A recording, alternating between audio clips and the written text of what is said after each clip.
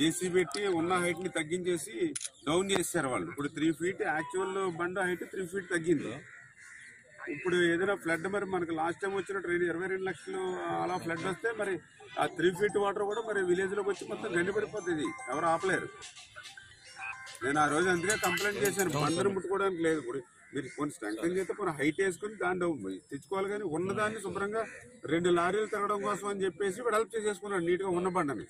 నేను ఆ రోజు అడిగాను, మీరు ఆగాలి కదా, మీ కన్జర్వేటివ్ డిపార్ట్మెంట్ మీ ఏటుగొట్టు మీరు సంరక్షించుకోవాలి కదా. వాడెవడో ప్రైవేట్ వాడు వచ్చి జేసీబీలు ఎట్టుకుని ఏటుగొట్టు చదివేసుకుంటే మీరు నిద్రపోతున్నారని అడిగాను ఆ రోజు. ఎవరు సమాధానం చెప్పలే. కలెక్టర్ కంప్లైంట్ పెడితే కలెక్టర్ కూడా కంప్లైంట్ పట్టించుకోవాలి. తర్వాత హైకోర్టుకి వేస్తే అప్పుడు ఆగింది ఇది. ఇప్పుడు మరి ఏం సమాధానం చెప్తారో ఒకసారి చూసుకోండి. ఇప్పుడు కలెక్టర్ గారు కూడా చెప్పాను, ఒకసారి చూసుకోండి, రేపు కూడా ఒకసారి విజిట్ చేసుకోండి. ఎందుకు చెప్తున్నానంటే ఇప్పుడు లాస్ట్ టైం వచ్చినట్టుగా వస్తే మరి 3 అడుగులు మీరు ఎట్లా ఆపగలుగుతారు ఏటుగట్టు మీద? ఇప్పుడు అంటే నేను పెట్టాను అమౌంట్. ఇప్పుడు నేను మొన్న వారం రోజుల క్రితం మనం పెట్టాం కదా, ఎమర్జెన్సీ వర్క్ లో పెట్టాం.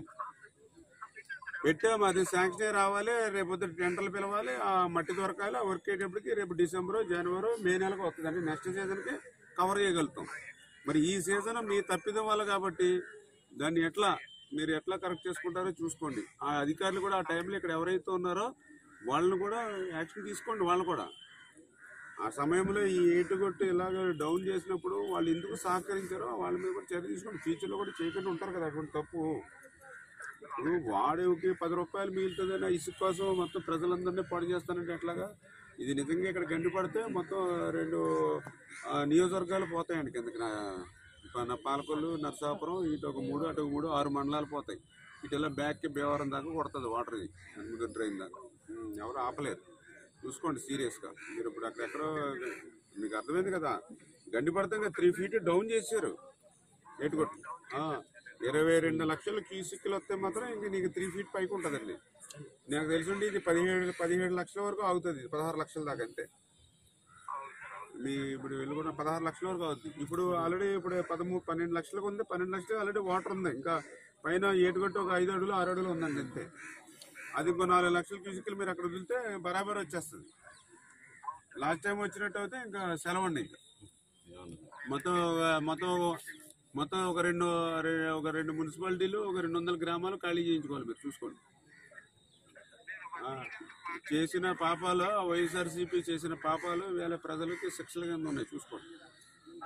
ఏటుగట్టు అంటే ఈ వైఎస్ఆర్సీపీ నాయకులు వాళ్ళ ప్రభుత్వం చేసినటువంటి పాపాలకి ఈవేళ మనం శిక్ష అనిపించవలసినటువంటి పరిస్థితి. గతంలో 22 లక్షలు 23 లక్షల క్యూసిక్ల నీరు ఏదైతే 2022లో వచ్చినప్పుడు ఆ రోజు ఏటుగట్టు ఎత్తుగా ఉన్నప్పటికీ కూడా ఆ ఎత్తు కూడా సరిపోదని ఆ రోజు దగ్గర 15-20 గ్రామాల చుట్టుపక్కల ఉన్నటువంటి వాళ్ళందరూ యువత 1500-2000 మంది రాత్రులు నిద్రపోకుండా మనమే ట్రాక్టర్లు తెచ్చుకుని, మనమే మట్టి తెచ్చుకుని, మనమే సంచుల్లో మట్టి ఎత్తుకుని మనం ఆ రోజు ఏటుగట్టుని రక్షించుకున్నాం. మరి తర్వాత వైఎస్ఆర్సీపీ వాళ్ళు ఇక్కడే కంచుస్తంభపాలెంలో ఇది ఇసుక మరి తీసుకుపోవడానికి, ఇసుకను లూటీ చేసుకోవడానికి ఆ రోజు ఏటుగట్టును కూడా ధ్వంసం చేసి, ఏదైతే ఏటుగట్టు ఎత్తును కూడా వాళ్ళు 2 లారీలు తిరగడానికి వీలుగా ఏటుగట్టు ఎత్తును తగ్గించేసి మరి వెడల్పు చేసుకునేటువంటి పరిస్థితిలో ఇప్పుడే కలెక్టర్ గారితో కూడా మాట్లాడారు.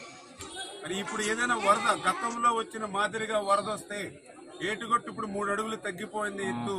మరి ఆ గత 3 సంవత్సరాలు 4 సంవత్సరాల క్రితం వరద వస్తే ఇప్పుడు మళ్ళీ 3 అడుగులు ఏటుగట్టు మీద అంటే దగ్గర ఈ యొక్క పాలకొల్లు, నరసాపురం, భీమవరం ఒక 300 గ్రామాలు, 3 మున్సిపాలిటీలు సముద్రంలో కలిసిపోయేటువంటి పరిస్థితి, ప్రమాదం, ఆస్తి నష్టం, ప్రాణ నష్టం ఏర్పడుతుంది.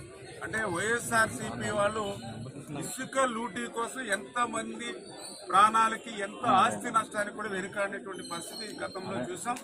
రోజు అధికారులకి మేము కంప్లైంట్ చేసినా కూడా ఎక్కడ లెక్క చేయనటువంటి పరిస్థితి. ఆ రోజు కోర్టుకి వెళ్లి మన స్టేటర్ తెచ్చుకుని ఆపుకున్నటువంటి పరిస్థితి. చేత ఆ ఏటుగట్టును కూడా పటిష్టం చేయడానికి మొన్ననే నేను నిధుల కోసం నేను కూడా ఎస్టిమేషన్ లో యుద్ధ ప్రాతిపదిక మీదన ఎమర్జెన్సీలో కొన్ని వేసి పంపించాం.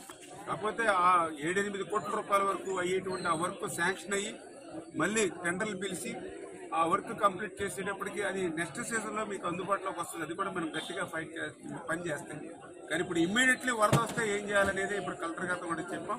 కొంచెం మీరు కూడా తగు జాగ్రత్తలు తీసుకుని మరి గత ప్రభుత్వం చేసినటువంటి తప్పులు పాపాలకి మనం శిక్ష అనిపించకుండా కొంచెం ఈ సీజన్ మీరు మేము మళ్ళీ అందరూ కూడా కష్టపడి ఏమాత్రం వరద వచ్చినా మళ్ళీ ఏటుగొట్టుని మనం సంరక్షించుకోవాలి.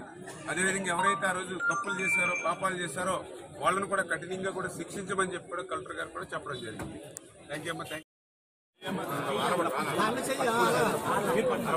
Sir sir sir sir okay sir.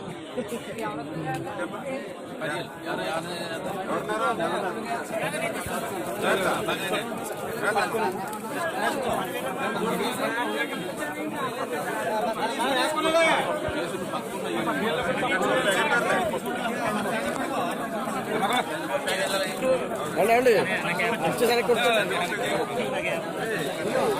మీరు వెనక్కి వచ్చారు గురువారు ఇచ్చేసరికి వచ్చారు మీరు.